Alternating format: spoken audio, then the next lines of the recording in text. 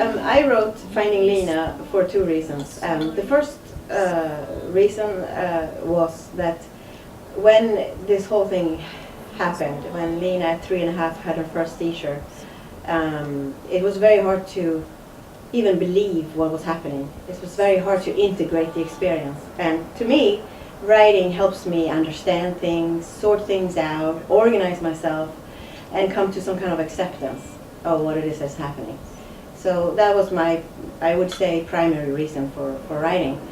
And my other reason for writing was that I wanted to reach out to other people in similar situations. Through the process, I found a lot of things. I found that Lina helped me and taught me to live in the moment, to take what I have and forget what I can't have, and to find acceptance and to see the beauty in what is, as opposed to regretting what isn't. So I wanted to communicate that experience to other people, because it can be a very terrifying and hopeless and stressful situation. I would like to communicate something about how happiness, I know this kind of maybe sounds like a cliche, but I think that happiness comes from inside. And we can make choices about being happy, or not making those choices and maybe ending up miserable. We can be miserable in very easy situations and circumstances, and we can be happy in very difficult and challenging situations. And if there's anything, I think that is something that Lina taught me, and Lina and Elsa, and the whole situation taught me that I don't really have a choice. I have to welcome light into this situation.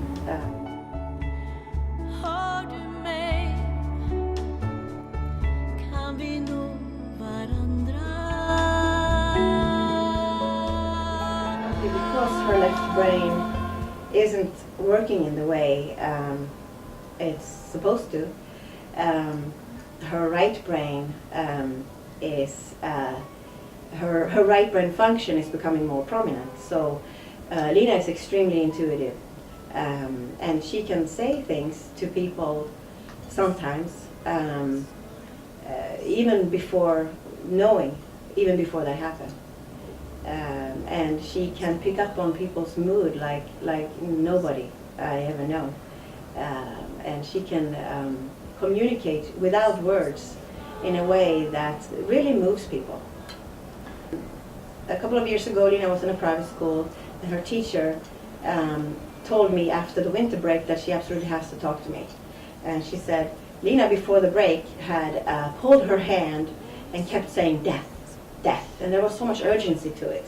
But the teacher says, okay, I understand what you're saying. She didn't understand what she meant. She came home on her break, and her father died during that time, and then she came back and told me this story. And I said to the teacher, the only thing that I think would be great if you did, just to tell Lina that you know now what she meant, so that you can validate what she does know. There's so many things that Lina cannot communicate, so many things that all of us can and she cannot say, and that holds a lot of frustration for her. But there are other things that she can communicate and see and understand that many of us are not as able to do, and I want to validate that for her.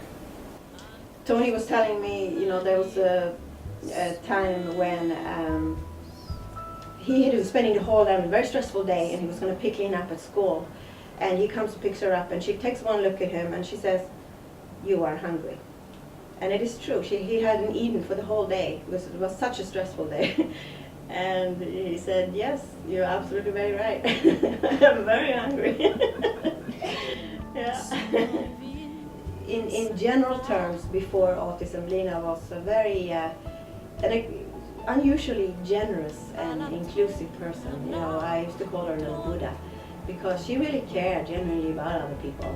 And sometimes I was even a little worried about it, because I felt she was just giving everything away. But she took such joy in it, and it wasn't like she couldn't communicate her own needs. She really could. So, I took it as a strength. And she was amazing with her little sister. When she came around, she would have her play with all of her toys, be really interested in having her little sister be part of it, even when she was a baby.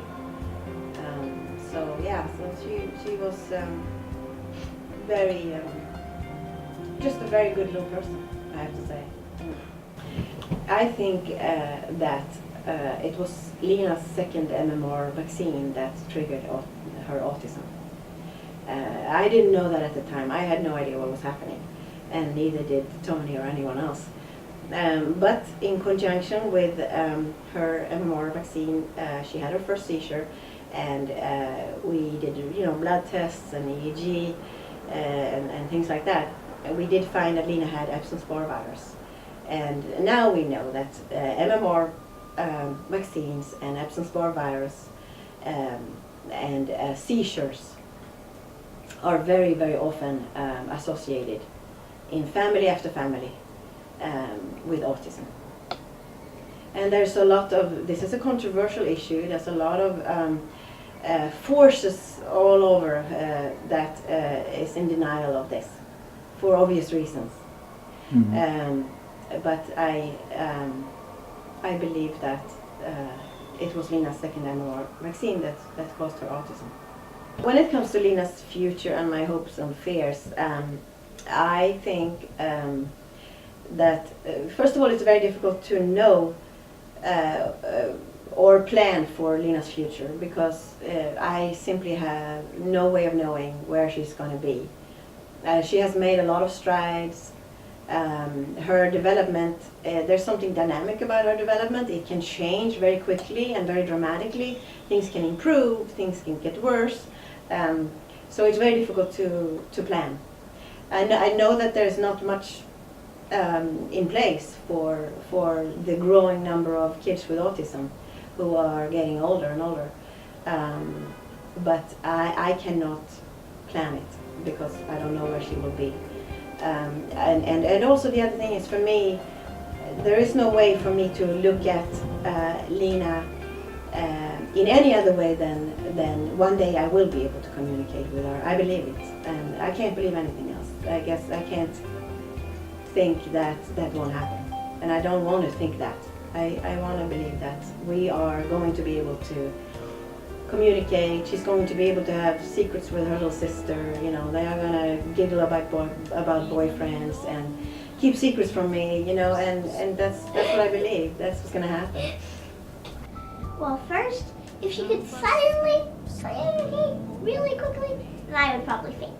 But if it wasn't sudden, I would ask her what it was like, about some times that were hard, like what she was thinking about it. And if she wanted to write a book, like the second book in the series, it could make a series out of the book, Finding Lina. And like Lina could write a book about what she felt, the same exact thing. That'd be great. Like in the same order, but what she felt about it. I would love to read that book. It would be Finding Lina 2, from Lina's perspective. That's all I have to say. Och från mitt hopp kan vi nå varandra.